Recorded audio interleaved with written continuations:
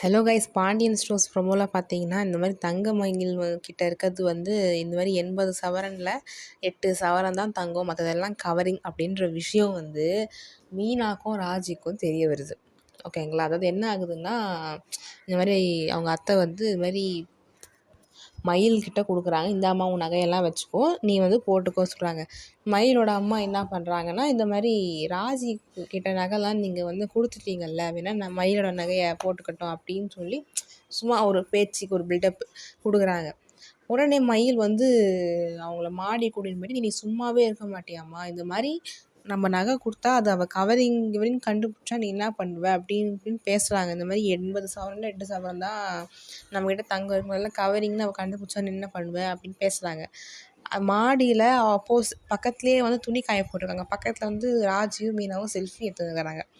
அப்போ வந்து இவங்களுக்கு வந்து கேட்டுருது, இந்த மாதிரி இவங்ககிட்ட இருக்கிறதுலாம் கவரிங் நகை அப்படின்னு தெரிய வந்தது. ஷாக்கில் வந்து எல்லோரும் அப்படியே ராஜியும் மீனாவும் வராங்க. அப்போ தங்கமயில் அவங்க அம்மாலாம் பார்த்து ஷாக் ஆகிடுறாங்க.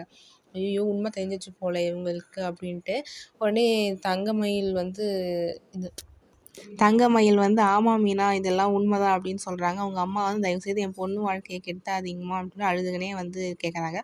எனக்கு தெரிஞ்சு மீனாவும் ராஜியும் இதை போய் சொல்ல மாட்டாங்க தான் நினைக்கிறேன். Let's see. உங்கள் கருத்துக்களை கமெண்ட் செக்ஷனில் ஷேர் பண்ணுங்கள், பார்ப்போம்.